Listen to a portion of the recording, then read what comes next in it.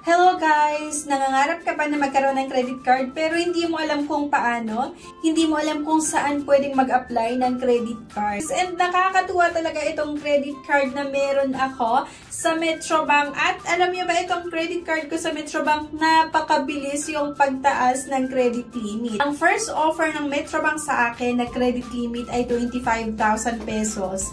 And then biglang ilang buwan lang tinasa nila ng 50,000 pesos at nagtaka ako kasi ilang buwan lang na naman tumaas ulit ng 100,000 pesos yung credit limit ng aking Metrobank credit card at sa ngayon nga ilang buwan lang ulit umabot na ng 150,000 yung credit limit ko dito nga sa Metrobank. At isa sa mga nagustuhan ko sa Visa Platinum na ito ng Metrobank ay napakabilis i-convert into cash. Kunwari, ang ginagawa ko yung credit limit ko ay 150,000 nga. Then biglaan na gusto ko ng 100,000. Agad-agad pwede nating i-convert into cash nga. Yung credit limit ko na 150,000 pesos, pwede kong transfer yung 50,000 or 100,000 pesos sa account ko mismo sa Metrobank or pwede rin sa ibang account ko sa ibang bangko. Pwedeng i-convert into cash agad-agad yung pera at makukuha mo din agad-agad yung cash or mawi-withdraw mo agad-agad. Hindi ako inaabot ng ilang araw or oras. Kunwari, ibabang transfer ko or i-convert ko into cash yung laman ng credit card ko na 150,000 pesos or 100,000 pesos, na-withdraw ko agad. Or pwedeng i-convert into cash nga yung laman ng credit card at ibang transfer sa ibang bank account natin. Or pwede nyo rin i-withdraw mismo. Meron kayong matatanggap na PIN na i-message nga nitong Metrobank na yun yung gagamitin nyo kapag gusto nyo i-withdraw nga or i-convert into cash yung laman ng credit card nyo. Kaya sobrang nakakatuwa lang itong Visa Platinum ko. At ayun na nga, napakabilis yung pagtaas ni credit limit. From 25,000 pesos nga na credit limit ko nung nag-apply nga ako. Ngayon, nasa 150,000 agad-agad yung credit limit ko. So, ganito, and actually, ma-expire na itong credit card ko. So, kailangan kong i-renew. Napakaganda lang gamitin.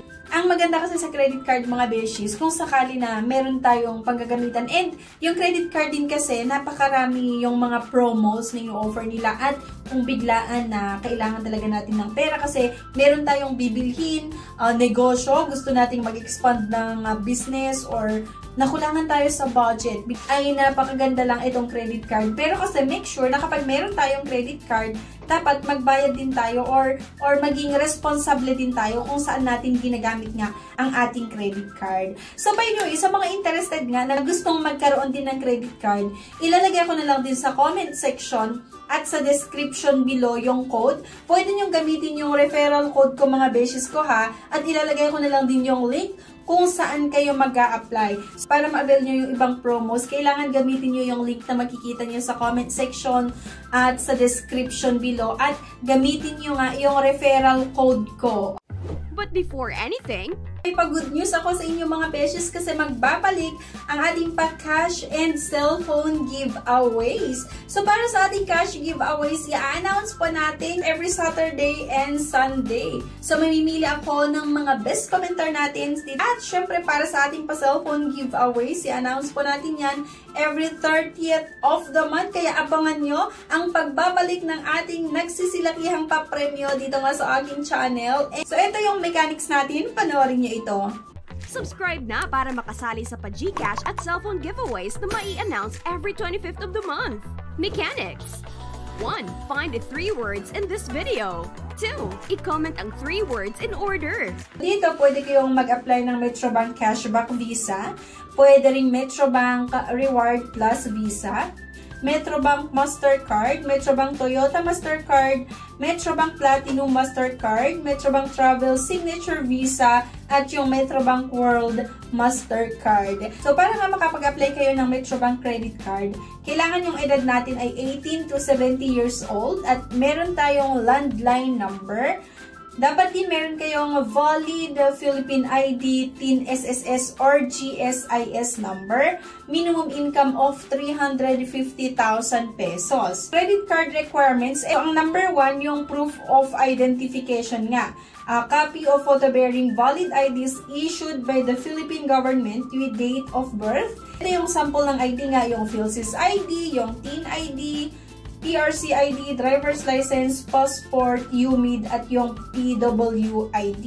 Number 2 na requirements yung proof of income. So, dito sa proof of income, kapag ikaw ay depositor, kailangan lang meron kang minimum total relationship balance or TRB of 50,000 or must have an account for 12 months with a minimum total relationship balance of 25,000 pesos. At kapag gusto mong magka-credit card nga sa Metrobank at ikaw naman ay isang foreigner, proof of income or employment and a copy of alien certificate of registration. At sa mga merong existing credit card sa ibang bangko, kunwari meron kang credit card sa BDOs or CBC, sa BPI or sa Union Bank or sa ibang bangko, ito lang yung kailangan yung tandaan. Credit card must be 9 months or older and must have at least a credit limit of 25,000 pataas. For foreigners naman, proof of income or employment and a copy of alien certificate of registration, immigration certificate of residence or visa.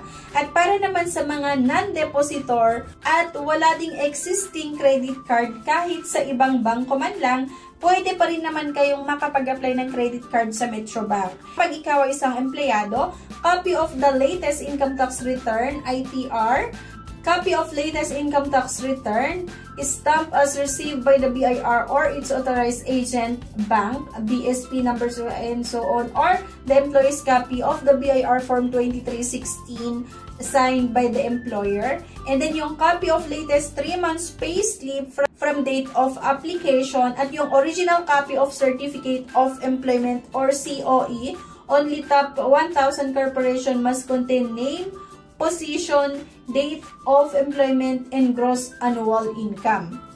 At para sa mga self-employed, kung gusto mo magka-credit card nga sa Metrobank, then isa kang self-employed or may sariling business, kailangan mo lang makapag-submit ng copy of the latest audited financial statement with bank or BIR stamp, yung copy of latest income tax return received by the BIR or its authorized agent. So, yun lang, yung requirements. Then, go ka na sa link na makikita nyo sa comment section at sa description below. Then, pwede ka nang mag-apply. Click mo lang yung link na yan para ma-route ka mismo dito nga sa website ng Metrobank kung saan nga tayo pwedeng makapag-apply ng credit card.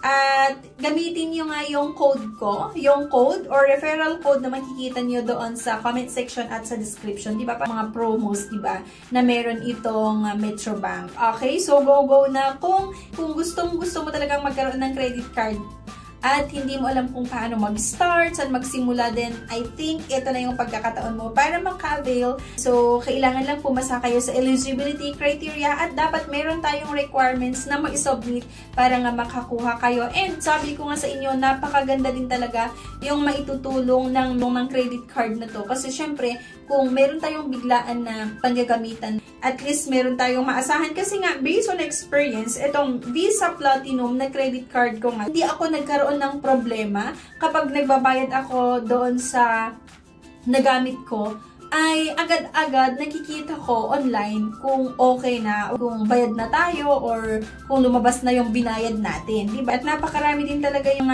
na-avail ko ng mga promos. Nasa sa mga nagustuhan ko din, kapag meron silang mga promos or yung mga pa-rewards nga itong Metrobank, nagme-message sila sa mobile number or via email, kaya nababasa ko din at minsan ginamit ko din talaga.